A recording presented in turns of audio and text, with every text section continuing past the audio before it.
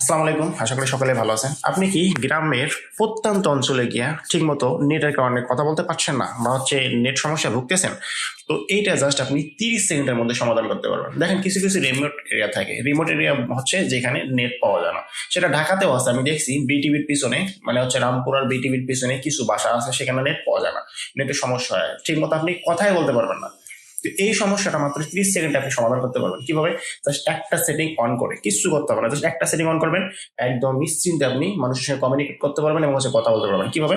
তাহলে চলুন আমি আপনাকে দেখাই দিই। হ্যাঁ, তার জন্য আপনি জাস্ট কি করতে হবে, ফোনের সেটিং এ যেতে হবে। ওকে, ফোনের সেটিং এ গেলাম, আমি 30 সেকেন্ডে দেখাবো। ফোনের সেটিং এ গিয়ে যাওয়ার পরে আপনি জাস্ট এই যে মোবাইল নেটওয়ার্ক আছে, মোবাইল নেটওয়ার্কে ক্লিক করবেন। হ্যাঁ, মোবাইল নেটওয়ার্কে ক্লিক করলে এখানে সিম 1 সিম 2 আপনার জয়টা সিম থাকবে, জয়টা দেখাবে। আর এখানে হচ্ছে যে ইন্টারনেট দেখাচ্ছে, হ্যাঁ সবকিছু দেখাচ্ছে। তো আমি জাস্ট এই যে সিম 1 এ ক্লিক করলাম।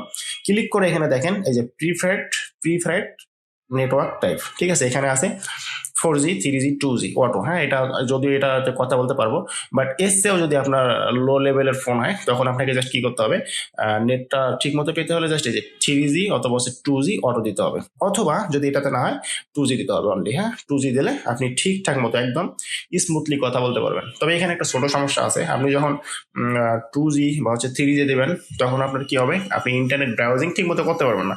তো এটা ইন্টারনেট যদি আপনি ব্রাউজিং করতে চান তাহলে আপনাকে রুম থেকে বের হয়ে ইন্টারনেট ব্রাউজিং করতে হবে। বাট আপনি যদি স্মুথলি কথা বলতে চান তখন আপনি রুমের মধ্যে এভাবে কথা বলতে পারবেন একদম স্মুথলি। ওকে, সো যারা নেট নিয়ে সমস্যার মধ্যে আছেন বা কথা বলতে পারেন না রুমে, তারা এই সেটিংটা করে নিন।